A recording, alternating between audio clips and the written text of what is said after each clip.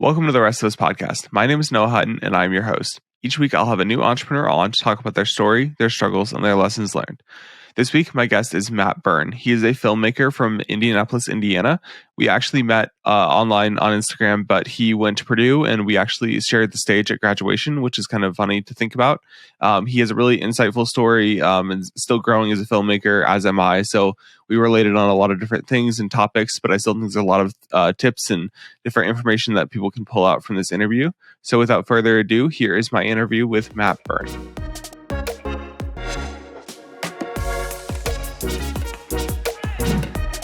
All right, Matt Byrn, welcome to the Rest of Us podcast. Thanks, man. Glad to be here. Yeah, for sure. I'm excited to talk to you. We both went to Purdue, but I actually found Matt through my friend Sam Mark. He kind of just suggested Matt as a potential guest for the podcast. And after meeting with Matt, I'm really excited to talk to him about kind of growing his business, how he got into photography and video, and go from there. So before I get started, kind of introduce yourself, talk about what you do, and where you're from. Yeah, so my name's Matt Byrn. I am from West Lafayette, Indiana, where Purdue is. So born and raised a Boilermaker through and through. And I graduated in May of 2022. And since then have been pursuing freelance videography and some photography now. I started, when I was at Purdue, I started a company called Byrn Media. And since then have been just grinding it out, running that. And it's been a slow process, but that's what I do full time now. So, yeah. Yeah, I think we both kind of relate on the fact that it was maybe slower than we wanted to start out and getting clients and getting work and stuff like that. So I'm excited to talk to you about that. So kind of let's just start into your story like we do on the podcast. For like most of us, it kind of starts in middle school, high school, just kind of making dumb videos with your friends. So kind of start there and we can go from there as far as how you got more into video and photography. Yeah. I really started the first camera I picked up was probably in high school. Or actually it was a GoPro that I got for Christmas. And I like to snowboard and do other things like that. So making like fun, like action videos were kind of where I started. And the reason I was pretty inspired by like my dad and my uncle. Like my dad, my whole entire life has always had a camcorder and like has a ton of videos of my childhood. And so just like preserving that nostalgia has been like huge for me and like kind of what I like the most about videography. But middle school, high school, just made a lot of dumb videos with my friends. You can still find them. If you dig on YouTube, they're there. I'm not going to tell you how to get there, but really a lot of fun doing that. And then I took a videography, photography class my senior year of high school, and it was taught by someone who wasn't a teacher at the school, but it was doing freelance full time, and that was really formative for me to be like, hey, like you can make money doing this. It's not just like fun YouTube videos with your friends that 4 people watch. Like you can actually like make money, and it doesn't matter how many views you get because people will pay you to make the video.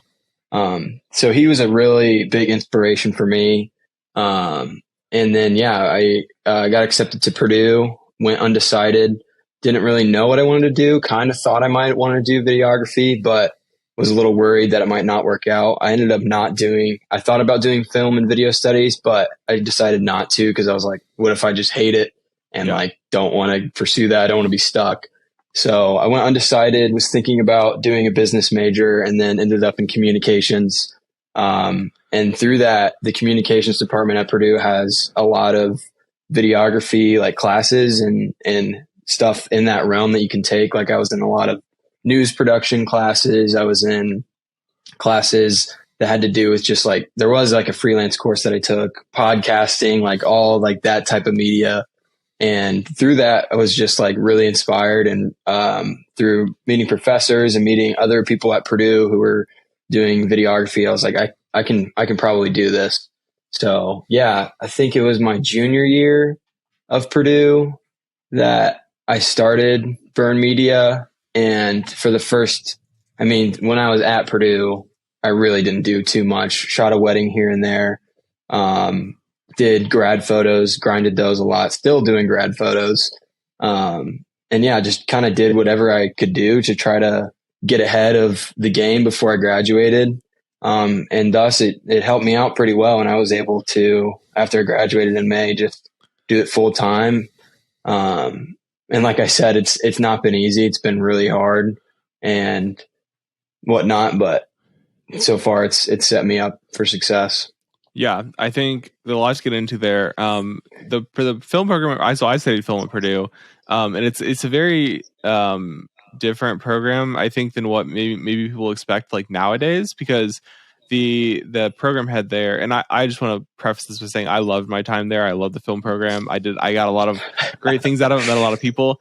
The film program there is very heavy into, if you want to go into kind of Hollywood style production, short film production, that kind of thing, even with music videos and TV shows. And it sounds like from when I was talking to you, mass comm is more of like the social media video and the kind of corporate video kind of style video. So I kind of wish I'd known about that, because I would have loved to take like a podcasting class or a freelancing class or anything like that. Because it sounds like it maybe prepared you a little bit better for what you're doing now. Yeah. And shout out to my advisor for really like putting me out in that direction. Like, not that the film and video studies is a bad thing, but yeah, like social media and that type of thing is something that interests me more than like going into like Hollywood. Like I'm not planning a movie out there or doing anything like that. We'll see, maybe like in the future, but like right away out of school, there was a lot of professors that were like, this is what you can do now to like, do your own thing. But yeah, I always say, like, I don't have any plans to direct a feature anytime soon, but if I got, like, third cam on a Marvel movie or something, or third cam on anything, like, I would take it just once. I just want to do that once. Yeah. But, no plans to, maybe in the future, direct. I enjoy writing a little bit, so I've thought about kind of taking something I wrote and kind of shooting it and producing it. But, so in college, kind of, you're doing the mass comm thing, you're kind of studying. How did you start to branch out and say, like, I want to get my own clients while I'm in college and like start that work? What was that, or where did you get the first couple clients there? Yeah, it's kind of hard to remember. I will say for my first wedding I booked, it was one of my friends. They were getting married and she was talking about like, oh, like I don't want to pay an arm and a leg for a videographer. And my girlfriend and I were sitting there and I was like, wait, like this could be like an intro for me to like step in and actually do this. Like I'll do it for free. If it sucks, like you didn't pay anything for it. So like you're not losing anything. And she was like, actually, that'd be awesome. So that's kind of how I got started in weddings, was just doing my first one for free. And since I did that one, luckily I like went all out for it and like really knocked it out of the park, I would say. And through that, I would say most of the other weddings I've booked have been from that video, because she posted it on her Facebook and it got a couple thousand views just because she has a lot of friends. And so, yeah, that's kind of how I started with like the weddings. And then other things were just like asking people, like, I know grad photos were huge for me, just saying like, hey, I'm doing grad photos. I won't charge you an arm and a leg. Like I'm just starting out, like you're not really losing much. So I think offering free stuff might not always be the best option, but either discounted or stuff like that really helped me like get portfolio work, because that's what people are going to ask for. Even now, like, like they want to see what you've done. And if you want to do it and you haven't done anything yet, like you got to have a portfolio. So starting doing stuff for free is kind of what you got to do. Yeah, I was going to ask you about that, and you kind of already answered the question. But like, what is your thought on like free work now? Are you like kind of because I'm of the mindset, or at least my experience was, I offered like 2 free projects, and then after that, I was like, okay, I have a little bit of experience. Now I can start charging. What is your like? What advice would you give to somebody now if they're like, do I do free work? Do I charge just $30 for the video or whatever? Like, how are you thinking about that? Yeah, actually, this comes from my film teacher in high school. His name's Ashish Dhingra, if anybody's listening to this, but shout out to you. He said, like, don't always, like, if you can offer something for free, but what is even better is say, hey, like, I'll do 5 videos for you. And if you like the first 4, like your 5th one's free. Okay. Doing it in that way so that you're making money and people aren't just saying, oh, free video, then kicking you to the curb. Yep. Because nobody likes that. But that is nowadays, that's what I would usually tell people if I'm like really trying to book someone. I won't say, hey, I'll do it for free, but hey, your second one's free or your third one's free, so that they're paying you up front, and that way you can reinvest in yourself and move on. Yeah, definitely. The way that I'm kind of thinking about it right now is like, if it is super low lift for me, I'll do it for free. I've said this in like a couple other episodes. Like for me, real estate media, if I'm on a shoot and like it's really easy for me to get a drone photo, like if I'm already like using my drone and I can just pop up and get a shot of the lake or whatever, like I'm gonna just offer that free, even though I charge for it usually. Right. Like if it's super low lift, or like if it's just one extra reel that they didn't pay for or something, like just do it for free, and then maybe that leads to, oh, we actually do need some reels, or we actually should pay for drone for every shoot. Like if it's easy to do, just do it. And because it shows your willingness to work, and it shows you're also like, you want to provide the highest quality thing, and if you think like they didn't buy what can make it the highest quality and it's low lift for you, just why not do it? Yeah, and it's also like makes them want to book you again. Like if for a realtor, if you like say if they pay you to do photos and then you're like, oh, I actually threw up the drone, I'll throw this in for free. Yeah, they're like, well, gee, dang, like that's a good deal there. So it just makes them like want to book you again. Yeah, I have a shoot coming up, I think tomorrow. It's on like a Hoffman Lake, which is like a smaller lake here. And like they didn't pay for drone photos, but it's a lake, so like I might throw up the drone and just grab a couple shots there. Right. But yeah, so like I think definitely kind of avoid free work if you can. If you can charge for it, like definitely like make a little bit of money, because we were talking about this on the episode that just came out the week of recording. Drew Rich, he talked about like even if it's $30, it gets you in the habit of not only charging for your service but also them paying you, and it makes that relationship a lot more comfortable when they're already paying you for your work. Because if it's free and then you ask for money, it's like, oh, they were already giving me this good quality stuff for free, now I have to pay them for it. I don't really want to pay them for it. Like, so exactly. Yeah, it's kind of it can be awkward if you do too much free work. So definitely try to charge when you can, even if it's just gas money or whatever. Yeah. And I also think that like sending clients a pricing breakdown is huge, because if you say, hey, I'll do this video for $500 and it was like a 1-minute video, maybe they want you to do another one and it's a 2-minute one. And you're like, okay, well, this is going to be like 800, 900. And they're like, wait, like I thought you charged 500. But if you send them like a breakdown, like, hey, this is gas, this is travel fee, this is that, and break it all out for them, then you can even like say, hey, I waived the travel fee on this one just because I like you, or like you're a good client or something. Then that is just like puts in their mind like, okay, this is what I'm paying for. And sometimes like I'll get like free stuff out of it. And yeah, you're set. Yeah, for sure. So when we're kind of jumping ahead a little bit right now, when you're working with clients, what does that proposal system look like for them? Like, what are you sending them each time? How are you developing it? And then what are you sending them for each project? Right. So it varies on the project. So right now my main stuff is real estate, like you. So on my website, I just have my pricing like right in front of them. So we were talking before this, just how realtors are like wanting stuff right away. Yeah. So I literally have a page with my pricing, and then like they can fill out like an information, and technically they don't even have to talk to me. Like if I just have that information, I could go do it and send it to them and they won't even have to text me. But usually it's like through text that means they want to communicate with you. Yeah. But so just that's my process for real estate, just because it goes so fast and it's very competitive. Yeah. And then for bigger productions, I've worked for Purdue doing some work. That's a little bit of a slower process just because Purdue's super corporate and like bigger. So usually they'll ask me, hey, we want to shoot this video. What's your rate? Like, what are you going to charge us? Then I do the math, figure it all out. And then I give them a range from, okay, if I was only to come for a day and shoot and this amount of edit, like this is the low. And then I do the ultimate max. So it's usually a couple $1,000 range. And it usually ends up being like on the lower end, but most times they're like, yeah, that's good. That sounds good. And then, just going from there, I'm kind of changing how I charge now.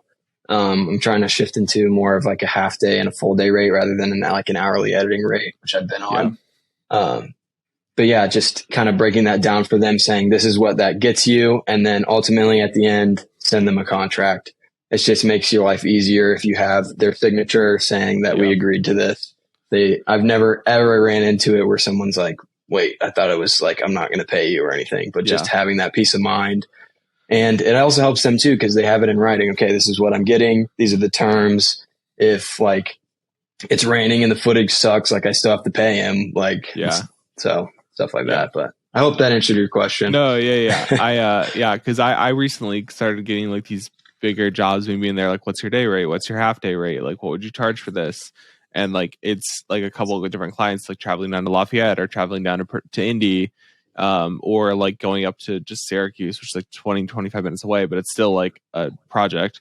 And so I recently had to figure out like, okay, what is my actual day rate? Like, what did I charge here? What can I charge? And it was a very different way of thinking for me, because like real estate is set pricing. That's all I've been doing. But now like wanting to get in these more like corporate videos and corporate productions, it's like you have to actually figure out what your time's worth. And I think that's such a hard like mindset shift to have, especially if you're not used to it. Yeah. I also think I don't remember who said this because I watched so many YouTube videos, but if you don't know like what rate to charge, like start with the basics and ask yourself, okay, how much do I want to get paid to show up, to do nothing more, to drive my car there, show up, and how much is that? So you got that. And then, okay, how much of gear have I bought and how much am I bringing? Obviously don't charge the full amount for gear, but how much is that worth? Okay, then how much is my time? I've been doing this for 4+ years. Like how much is that worth? And then just slowly build it. And then you can kind of come up with your final estimate. And if it's super high or super low, like you can adjust that accordingly, but that's just a good way to kind of build it up. Yeah, that was a problem I ran into, was like, okay, I'm pricing this out and I'm getting to a point where like, okay, if I really price this how I want to price this, it's a $7,000 project. Right. I know that this client is absolutely not going to pay $7,000 for this project.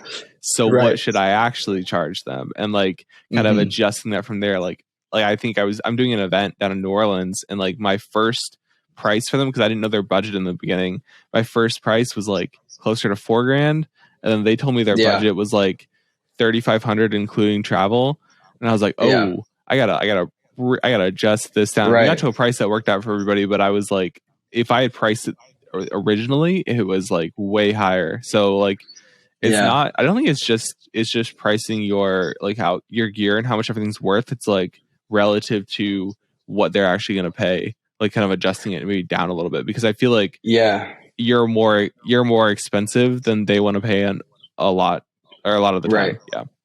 And also like if you can like ask people their budget, just helps you out a lot more, helps you know like how much they're willing to spend on a project. And if they're like, oh, like I want you to do this 30-minute video and I can pay you $200, you can just be like, okay, I can't do that. Like, I'm not like, you can just kind of figure out where they're coming from.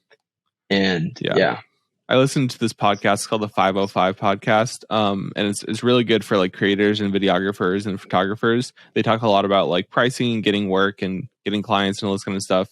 And one thing they talked about was like kind of giving them a set range of like quality of like, I could do this in a day, I could do this in a week, and I could do this, you know, for like 2 weeks. Like we could do it at these levels of the, like you could pay, you know, 1,000, 5,000, 10,000, like kind of where do you want to be here? And like quality wise, like you're still doing your best work every single time, but like at the $5,000 level, we're bringing in more gear. We're setting up the lights. We're doing all this kind of stuff. At the $10,000 level, we're bringing in actors. We're doing like, we're shooting on sites. We're renting out a building, like whatever. Like, so I think that kind of is a way I'm going to go in the future of like saying like, hey, we could do this for like a lot of money. We could do this for like just a couple $100. Like where do you want to be? And it kind of allows them to understand like, oh, like videography and like photography, it can be a lot of money, but we can kind of work within the budget to kind of figure out, because they're not just paying for like the actual video, they're paying for the $7,000 of gear that we bought. They're paying for the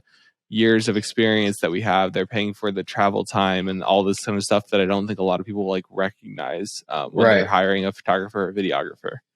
Yeah. And it just goes back to like listing all that out. Like, hey, this is what you're paying for.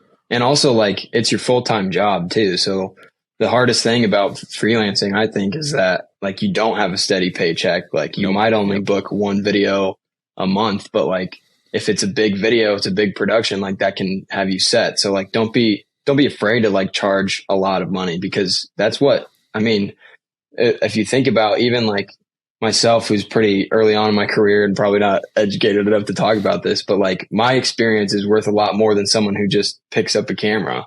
Like I would say 2x, 3x more. So don't be afraid to like charge more, which I'm telling myself that too. Exactly. Oh yeah. I'm having the same conversation with myself, but it's also like, we're bringing all the little things that people don't think about. Like I'm bringing in like all the little like editing, like techniques that people don't think about, and like the file transfer and like all these like little things that we've had issues with in the past. We're bringing that knowledge of like, we're not going to have this issue in the future, or like, you know, I'm setting up a couple studios for these people, like these clients, and I'm like, you're going to need this piece because it's going to save you a lot of time. Like you're going to need this light, or you're going to need this lens, or you're going to need this like stand or a sandbag for your tripod in case it falls out. Like you're going to need these things that you don't think about, but like that's kind of why I'm there, because I've like done all these things, and I'm talking like I'm not that experienced in it. Like I'm only a couple years in, and like you are too, but like we still have enough knowledge to kind of bring that knowledge and make the process as easy as possible for them, which I think is the biggest goal. Yeah. And I feel like a lot of times they're getting that knowledge for free, whether it's like through emailing and like planning, pre-production. I usually don't charge much for that. I start charging once I show up and once I'm actually moving. But like my time, like I'll spend hours like emailing back and forth with people trying to plan out shoots and whatnot. And that needs, I mean, maybe not in your pricing sheet, but that definitely is a factor of why you can charge what you charge. Yeah, for sure. I sent like a couple clients, like I did like, you know, a couple hours of gear research of like, what camera do we want to use? What lights, what, you know, system, like they want to do like maybe live switching. So like, what live switch are we going to buy? Microphones, cables, all this kind of stuff. And like, it was a couple hours, and like, I probably should have charged for it, but I didn't because I just didn't think about it. And like, that's probably not something I'll charge for in the future, but it's also like something like, not only am I bringing that, but I also did all this production, like sending all this information and like vouched for all of this gear. I watched all the YouTube videos. I read all the articles. I read the reviews. I've used some of this gear, so I know what it can do and why you should use it, and like stuff like that. So I think it's something that people don't think about enough, and I honestly didn't think about enough either. Like there were so many things I didn't think about charging for, or didn't think about like including in my price sheet that like is part of what I do, and it's a very like weird thing to think about in the beginning, but you get way more comfortable at it as you you go along.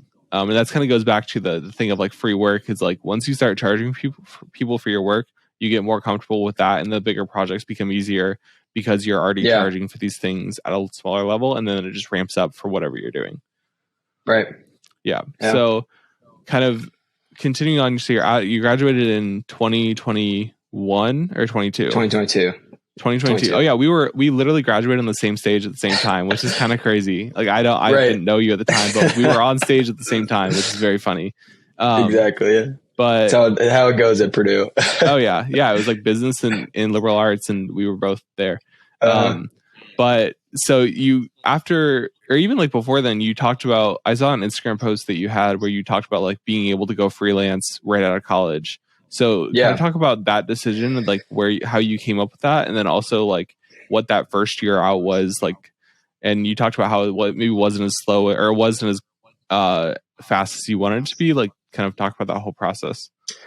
Yeah. So about my junior kind of into senior year, actually first semester senior year, I was in like 16 credits and then was doing a ton of like editing. I was helping out one of my other friends who does freelance and editing these like 2-3 hour like courses. Oh, wow. Yeah. And so that was really overwhelming for me and made me want to drop out so bad, because I'm literally making money like doing these editing gigs like in school, but I'm in 16 credits and I'm dying. Like I don't care about any of these classes. Like some of them are fun, most of them stink, but so kind of into senior year, I was just grinding and like doing a lot of editing work and some like photography and videography here and there, but mainly just editing for random things. And then it was second semester senior year that I was really like, okay, I think I can do this like right out of school. I was I was living at home for the summer, so I was like, I don't have any rent to pay for like the couple months after school. So I should be good. And yeah, I graduated and booked several weddings that summer, and it allowed me to move down to Indianapolis where I live now, and live with some of my roommates at Purdue who are working in the Indy area, and we all rent together, which helped out because rent is pretty cheap, and we have kind of a dumpy house. But yeah, it allowed me to move down here. Just a lot of my work was coming from Indianapolis. I have family down here too, and my girlfriend, she's my fiance now. She's gonna get mad if I don't say that. But she was moving down here too, so we all through that just wanted to move to Indy so that I could be closer to work and friends and community and whatnot. And it was really hard. It still is really hard, and especially with like it being winter and not really wedding season. And it's kind of hard because you have days, you have weeks even where you don't have anything to do, and you're like, okay, like what am I gonna do? Like I'm not making money. It's hard because you're not getting that that paycheck every 2 weeks. You get it once a month, sometimes once every 2 months. But it's been really tough. I'm not gonna make it sound like it hasn't. Like it's luckily I've been able to afford rent and groceries, but like I have not been able to upgrade equipment really and whatnot. And this is a crazy story, but I was editing one day on my laptop and everything froze, and I was like, okay, I'll just restart it. Restarted it, didn't turn back on. And I'm like, what? Like I haven't even had this MacBook for like 2 years, brand new MacBook, hadn't even had it for 2 years, not turning on. I'm looking up everything, call this Mac store, bring it in the next day. And I like have a video due for Purdue like the next week. I was like, I need this. Like this is my work. And took it into the Mac store, and they like charged me like, if I wanted to wait like a week, it was like $100, or no, maybe it was like $50. But if I wanted them to look at it that day, it was like $350. Yeah. So I'm just like, I can't. I called my dad. I'm like, Dad, like this is terrible. And he's like, just pay it. Like it's a business expense. Like, you can write it off. Like you need this. Like this is your work computer. Like this is your company computer. I'm like, yeah, that's right. Like I'm the CEO of this company. I can make that decision. But yeah, ended up, they were like, yeah, basically like something was wrong with it. And I luckily had all my stuff stored on external hard drive, so I didn't lose anything. I lost some personal documents, but they're like, the component that's soldered to the hard drive is dead. So you like it's going to be $1,000 fix. So I was like, okay, I just got to get a new MacBook. Yeah. So just had to bite the bullet on that one. And that kind of set me back because I was about to upgrade gear and then had that. So luckily I got a nicer MacBook now, but it like still set me back. And so, yeah, it's not been easy. There's been a lot of road bumps and whatnot, and I'm kind of at this stagnant place. Luckily I have enough gear to get by to still book things, but I've had to really like rely on renting equipment too. I was really afraid to rent at first because I was like, I don't want to. I want to own the equipment. I want to get familiar with it. But renting is just kind of the way to go, especially starting out. Like if you're shooting a wedding, like you can like lensrentals.com has really affordable like rentals. If you're renting, like you can rent a A7S III for like 2 days for like $150, maybe $100. And you can factor that into your pricing too. Just as a rental fee. And as long as you tell your client that there's going to be rental fees, but like I think not being afraid to rent is huge for me. But yeah, I mean, I want the new equipment. I want the best camera, but it's been hard because I got to pay for rent and groceries first. 100%, and I bought a ring last summer too. So like, that's very expensive. Yeah, that's the biggest investment of it all. Yeah, for sure. Yeah, I have a 2018 i9 MacBook with every overheating issue in the world, and I'm so scared that it will die on me right now. I'm like, the new M2 16 inches came out, and I'm like, I gotta get like these real estate gigs are helping. I'm almost there, but like I gotta hold out for like a couple more months, and then I can buy it. But like this thing has gotten me through college. it basically Yeah. is a new machine because I've gotten the screen replaced, I've gotten the battery replaced, and I've gotten the keyboard replaced. So like it's basically brand new, But it still works. it works for now, but I'm terrified of that happening, like because it's Right. my work computer. Yeah, I it was the transferred all my worst stuff. day ever. Oh yeah, I bet. I had it. The screen broke on mine the first day of second semester senior year. I like put papers in between it. Like I put papers in like a big thick stack of like syllabus or whatever, and like I closed the lid and it like went like that, and just like massive line down the side. So yeah, I'm terrified, but I thankfully switched all my files off to external drives, which if I had lost anything like that before that, I would have nothing. Yeah. Nothing. So yeah, I switched to external drives too. But so you talked about renting gear, which I think is huge. I didn't even think about that. Honestly, I've rented a couple times. I had bought a camera and then I didn't have a lens for it because the lens was still like I was still shipping it. It came from like Japan or something. And so I rented the lens for the first couple times, but like, and I'm renting for this this client coming up. But like what type of gear have you like found the most use out renting as opposed to buying? And like just talk about renting gear. Something that is very underrated in the film kind of world. Yeah. I would say the main stuff I rent are like lenses. For weddings, I'll rent a 70-200. I just have not been able to pick up one of those yet. I mean, they're expensive, especially the 2.8. But yeah, you can get that for just if you're shooting one, like if you rent it for a weekend, it's like $70, I think.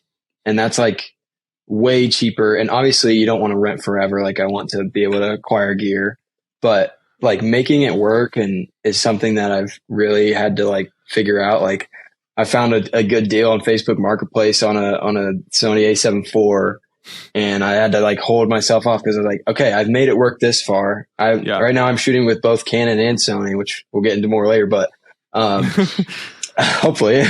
But like, yeah, just like making work what you have is like been huge for me. Like, yeah, I could have a nicer lens, a nicer body, but like what it gets the job done. Can it shoot in 4K? Does the client even need 4K? Oh, they don't need 4K. There you go. I can shoot in 1080. I have ample equipment for that. So yeah, just grinding and making it work. And if you need to rent is huge because it saves you more money starting out for sure. Yeah. Especially if you're like not sure on a lens. Cause I think like it's easier to buy like a 24-70 or a 70-200. Those are like kind of just really good versatile lenses. And I would not like be opposed to buying one, but like let's say I want to try out like an 85 1.8 or whatever, or like a 105 like prime lens. I don't want to spend the $1,400 or whatever it is on that thing and like not like it because it's such a like it does its purpose. Like I'm doing some food photography, which I've never done before, but I'm going to do it for the first time, and like I'm going to rent a 105 because like I don't need a 105 for most of what I do, but like it seems cool and maybe I'll like it and buy it in the future. Maybe I don't like it and I want it, but like, yeah, you can rent, just try it out. Or even like if you want to learn a piece of gear, like lighting or whatever, like rent a light kit or rent like a microphone or like even a gimbal, rent a gimbal because they're so expensive, like a drone or whatever. Like you can rent all these pieces and learn it. And maybe it's a $400 investment if you rent it for like a couple weeks and then you learn it. And then like once you buy it, you can start making money with it right away. Because like there's no like learning process there, which I think is super super critical there. Yeah, lens rentals actually like if you like rent a lens and you like it, you could buy it off of them right then and there. Like you could just keep really it. Cool. Yeah, I'm pretty sure. I hope I'm saying that right, but I think I've seen that, and it's been so tempting. I'm like, just one click. But that credit card statement comes out, and you're gonna regret that click. Yep. Oh yeah. I kind of have like the gear that I need to function now. I have like the camera, the lens, the mic, a little bit of lighting, and like a gimbal and a drone. And I keep telling myself like I'm good. I don't need anything right now. Like I'm gonna buy a flash for a project, but like I might just rent the flash because I don't really need it that much. Like it's just like it's been so hard to kind of hold myself off from like buying things because like I love gear and I love like upgrading my equipment, but like if you don't have the work for it, it doesn't make sense at all. And just acquiring gear as you go. Like I was doing stuff for Purdue and like needed a key light to do interviews. And I was like, okay, I've been holding off buying this light for so long. Like, now's the time. I bought it and then was able to use it like 3 times in a row, and it's already like paid itself back. So I think waiting to like buy gear until you absolutely need it is huge too. Cause I mean, with the way the world works now, you can have a camera in less than a week. So, yeah, I've also thought about like, do I want to buy like one of the smaller like Amaran lights or whatever? Like, I don't need it. I don't have anything going on right now. And also like some of the clients, like a lot of the clients that I've been doing work with, like consulting until I get to actually do the work, they're buying it in house. Like they want to buy the whole system in house. So I'm just going down to set it up and kind of like teach them how to use it. So like that for me, like I don't need to buy lights because they're buying them and I'm not going to use them. So like I think it's really important to kind of buy as you go, because like you can. It kind of goes back to what I've talked about so many times. Like it's all about who you know in the work. It's the same thing. Like you can have all of the gear. You could have a full like gimbal, drone, lens, camera, lights, microphone, every single thing like that you need to do a thing. But if you don't have any clients because you don't know anybody, that's just like $10,000 a waste of gear or $7,000 a waste of gear or whatever. So I think that's really important to kind of buy as you go, because it's financially just a lot smarter in the business. For sure. Yeah. Agree. So kind of closing out, I know you talked about, which I'm really curious to talk about, you're shooting Sony and Canon. Why are you shooting Sony and Canon? Because that's such a weird way to know things. Yeah. I know. And I'm probably going to get, I don't know, for doing this, but so I did some work for one of my friends who's a freelancer who's been doing it for a while. And he said, hey, he was upgrading. It was right when the A7S or A7 IVs were coming out, and he was getting those. He's like, hey, I'm upgrading. I can either pay you or I'll give you this A7 III as payment. And it was like, I did the math and it was like a couple $100 more if I took the camera. So I was like, shoot, I'll just take the camera. And at the time, so I have that camera, and then I have a Canon EOS RP, which is like the light version of the R. It can't quite do everything it can, but it can do quite a lot still. So I was like, I don't know. Like I like Canon. I don't know.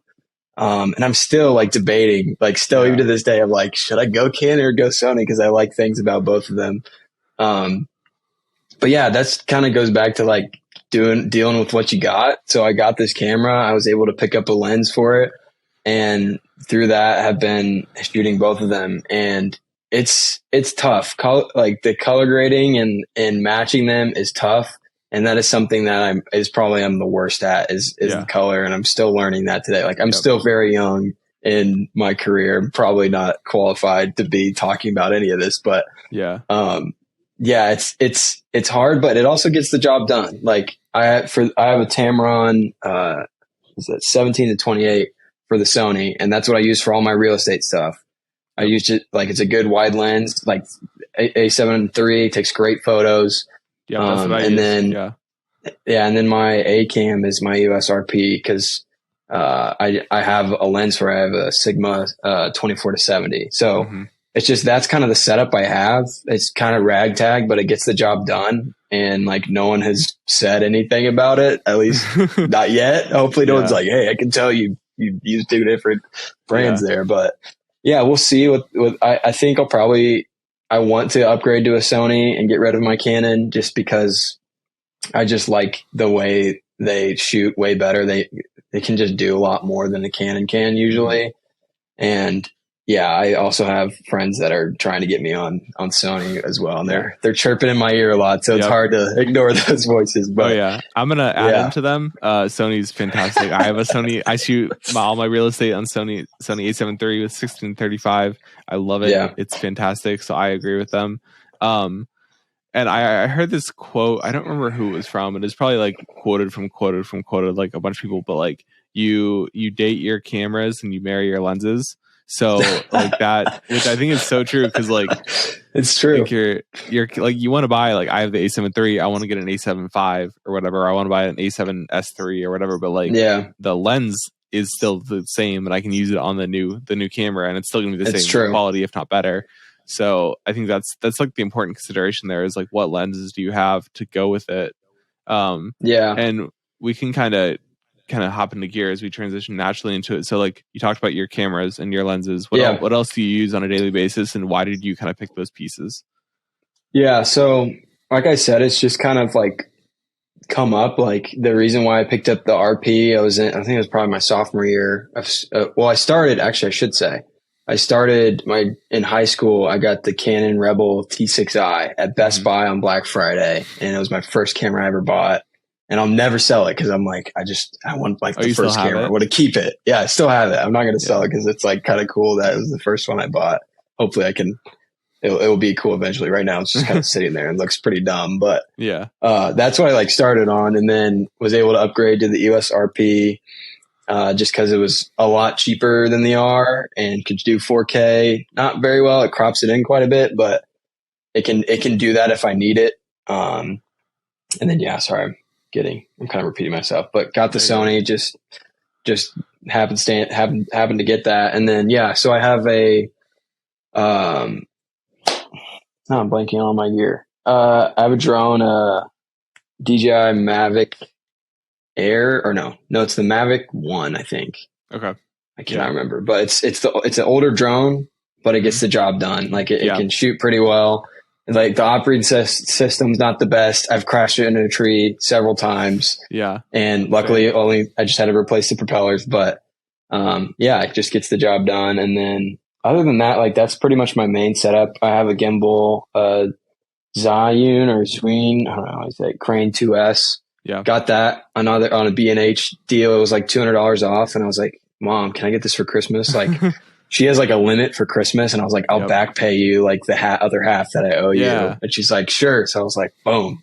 So again, it's just acquiring as you go. That's like kind of my main setup.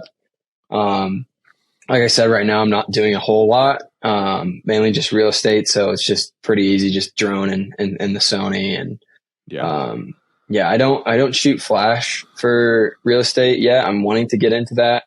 But right now I've just been doing like HDR stuff. It's worked out pretty well. And I kind of like that natural look that it gives you. And we'll see though. Like my style is evolving. It's not set yet. Yeah. Haven't quite figured that out. Like I said, I'm young. I'm not qualified, but we're getting there.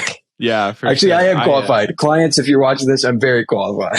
You got to be confident. I mean, that's the biggest thing that I've been working on too, is like confidence. You just have to be approach it with confidence, because if you're not confident, then they're not confident in your work. And it's so hard to do that in the beginning. So kind of talked about your gear. One thing that I remember you mentioning when we met a couple weeks ago or a month ago, whenever it was you wanted to transition out of weddings and do more corporate work. Kind of talk about your decision there and why you chose that path. Yeah. I would say weddings are kind of like the barrier to entry for videography. That's what I found. They're the easiest to find at the beginning, and they pay the most at the beginning.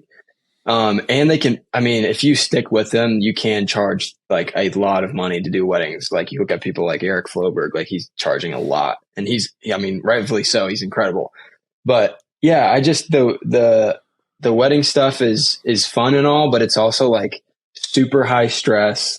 I get like a lot of anxiety before like the shoots, because I'm like, okay, like I got to make sure, like I'm super OCD about like making sure everything's charged and like whatnot. And I just feel like it's so much stress on me, and ultimately like I enjoy them, but I think I enjoy like the corporate stuff more, the stuff I have done for like Purdue and whatnot. And it honestly just like pays more for me right now, because I've only done so many weddings. I can't charge like a ton of money for them. But like corporate stuff, they just like have more money to spend. And honestly, it's like almost less work for more bang for your buck. And I enjoy it more because it allows me to kind of like explore different parts of my creativity. I feel like weddings are very kind of like set. Like there's definitely different styles you can go, but it's kind of like, okay, like how long is your video? Like make it cinematic. And there's definitely a lot of creativity that goes into like creating that. And you can stick with it for a while, but I just kind of want to transition out of those. I still book weddings. It's still on my website. I've never really turned down anyone that's requested. I'll send them my pricing info just because I'm at the point where I still need to be booking them. Yeah. But like I would eventually would like to just do either corporate work or stuff in out of the wedding realm. But I hope that answers your question.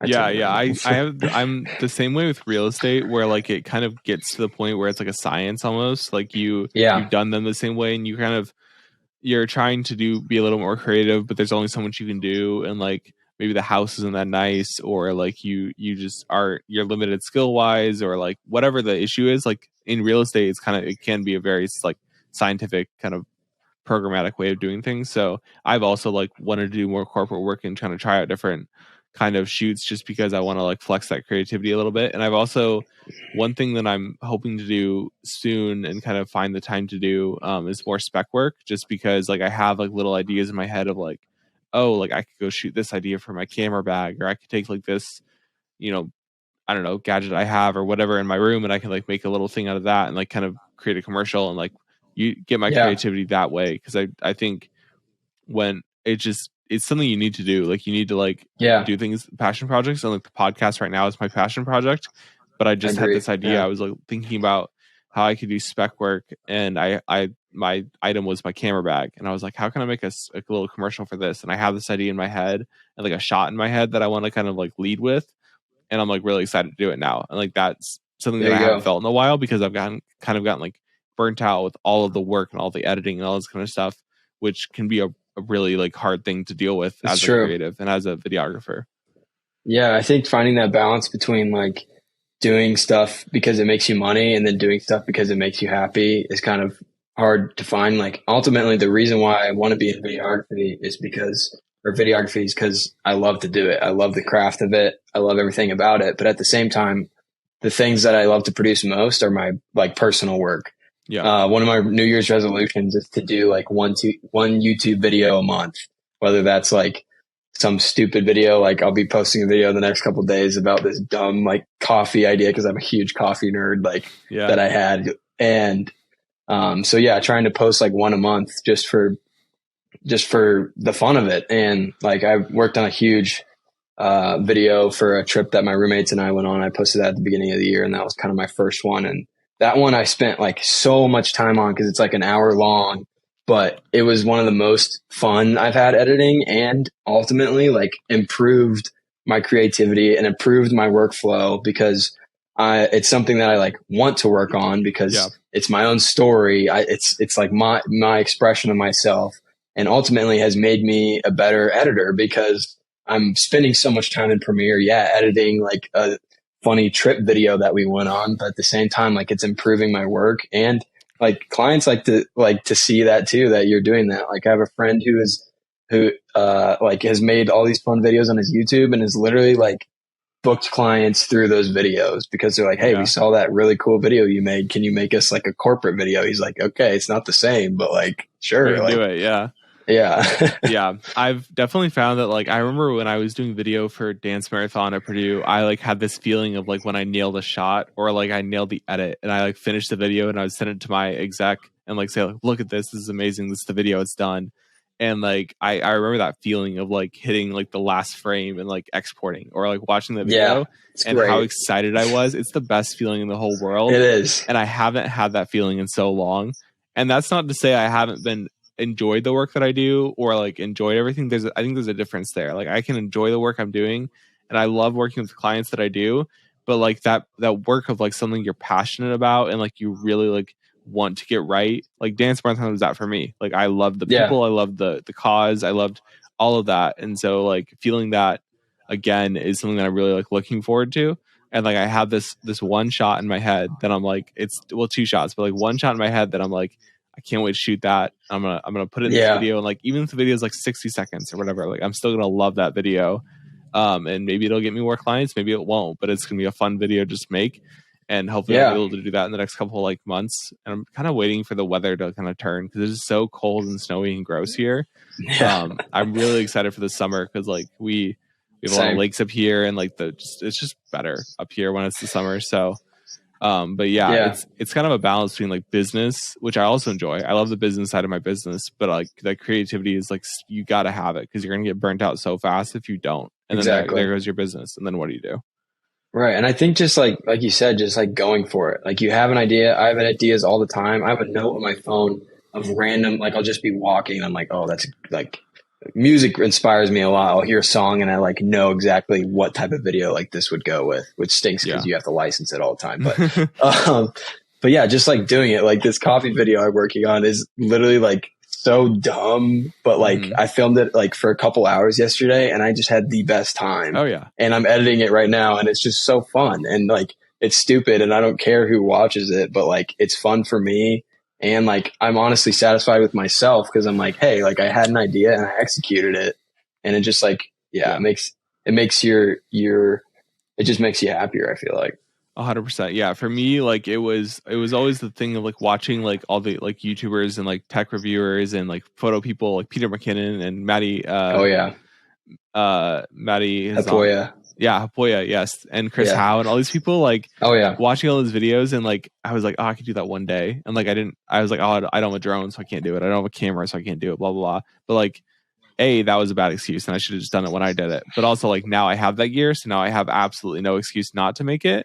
And like I'm not gonna try to copy them, but I just like I saw that shot and I'm like, I want to do that. I saw that like overhead shot of whatever, and I'm like, I want to make that again. Like I want to try this. And so like I'm finally like having these ideas of like, I want to try this shot, and like it gets me way more excited than I have in the past, which is super exciting. And that you got to have those passion projects mixed in with your corporate work if you're gonna have longevity in this career. Yeah. Also, Peter McKinnon has a video on like consuming content versus creating content. And that I forget which one it is, but it was huge for me because I find myself like watching all these people like them and comparing myself like, oh, like I'll never be able to like do anything like that. But like he was saying like quit like watching all this stuff and go create your own stuff. Like you're going to get you can get burnt out creatively just watching creative people. Like just stop watching them and go create it yourself. If you I mean, obviously still watch them, get inspired by what they do, but then turn that around and like do something that you love to do. And like you said, it can lead to booking clients. So to close out the podcast, I always like to do action items with my guests to kind of just give some tips for other entrepreneurs, and even like tips for me or just tips for people in the creative industry, because we're all just trying to grow and learn and stuff like that. So what type of action items would you have for the listeners today? And by this, you mean like people starting out, like maybe in videography or starting out in entrepreneurship, videography, anything like that. Like I've been saying this whole podcast, like I'm pretty young in my career as well. So I might not have the best tips, but, for me starting out was just like doing like small things here and there. I kind of was talking about it earlier, like doing a wedding for free, or doing like somebody's grad photos for free. I feel like if you're a college student, grad photos are one of the easiest ways to get into photography because everybody needs them. And like, not everybody wants to pay like a ton of money for grad photos. Obviously, if you do them for a while, you can charge more. But yeah, doing like small things like that is just huge to practice and get better. And like we were talking about, like pursuing your own creative projects are huge too, because the more time you get behind the camera, behind the laptop, like the better you're growing as a person. And like even now, like I don't have the most work in the world, but I'm forcing myself to like do creative things and like make creative videos and stuff like that. And then another thing I would say is just like just to hustle and to show up. You were talking about it earlier, how you like are just cold calling, like showing up to people, responding quickly to clients, stuff like that. And I just want to say, like, I'm telling myself that too, because I struggle with that every day.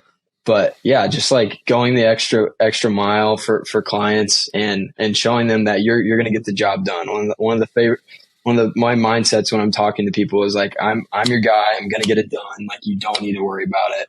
And ultimately, like, getting it done, whether that's with your equipment that you have or that you have to rent, like, figure it out, get it done, and hustle. So, like I said, telling myself that the most. 100%. I feel like this whole podcast honestly was just action items. Like, I kind of strayed from the whole like premise of the podcast just because we got into a really great conversation. I was talking to Matt before this about, like, literally right before this, I had a realtor text me, like, as I was hitting record, she texted me, and I was like, I gotta answer this text because like, people like that, like, I've had I literally had a realtor call me in the middle of a shoot. And I was like, hey, I'm at a shoot. Can I call you back in 20 minutes? And they're like, sure. And then I call back 20 minutes and they're like, we booked somebody else. So like, you just got to be on it. You can't like, you can't like be like, oh, I'll respond to them later. I'll respond to them tomorrow. Like, respond to them now, because like, you're going to lose that client because they're price shopping usually. And they're like kind of talking to you, and they probably want to use you, but if you don't respond quickly, you're going to lose that immediately. So it's so important to be on the ball with responding to emails and texts and calls and stuff like that. Until you build a relationship with them, and maybe like you kind of can give a little more space, but in the beginning you have to be on it, because they will go with somebody else as soon as they can. Yeah. And another thing to go with that is like be on it, but also like have your stuff together, like have several PDFs of your pricing like typed out, or even design, like use Canva. Canva is a great website to like design stuff. Start a website. Like you can find several hosting websites that will do it for cheap, if not free. I pay for like Squarespace, but even then it pays itself back because it's booking me stuff. It's always there. People can find it whenever. So be very professional, like have all your stuff in order, maybe even start an LLC like I did. But yeah, just have it all in order and then hustle. And then it's pretty easy. You just hand someone your business card and they can kind of find it themselves. Yeah. The biggest thing that I've kind of realized is you got to make it as low lift for them as possible. Like you got to make it as easy for them to book as possible. So like for you, we talked about real estate right before this, and like, in the beginning, I was doing like calls and texts and like, okay, what time do you want? What do you want? This? Do you want that package? How do you want to pay? Like all this stuff. And now it's just an order form for me, because I have those clients that like I don't even talk to anymore. They just book and I go, and like I deliver the photos the next day and it's done. So like I think it's really important to make it as easy for the client as possible. And we've talked about it the whole podcast, with pre-production, with having everything ready. Whether it's like you're trying to land the client, so send them a flyer, send them to your website, have a landing page, whatever it is, make it super easy for that client to find you and learn about you, because you can't make them do work, because then they won't use you. And it's kind of hard, because that's something I had to kind of struggle with, because it's like I want them to do a little bit of work that they should have to do a little bit, but they really they can't. They don't have time. They don't, because there's somebody else. Yeah. There's somebody else that will not make them do any work, and then they're going to get their business. So it's just, you got to make it as easy for them as possible, because that's the way to get clients, and it's just a process. Yeah. One of my uncles who owns a restoration and he flips houses as well. He was telling me like a lot of realtors work right off of their phones. Like they're out all day driving around. Like you should have it as easy as like a couple clicks, send a text message, and then they can book you, because ultimately they're just on their phones, like calling people all day. So it shouldn't have to be like, oh, they have to sit down and like fill out all this stuff and like do that. It should be like very mobile friendly as well. That's just for real estate, I guess. But no, absolutely. Well. I think, 100% for sure. That's just how they are. And it's you got to work with it. Some are great, some are more difficult, but it's just kind of how you have to do it. And it can be really lucrative. You can make a whole business out of real estate photography.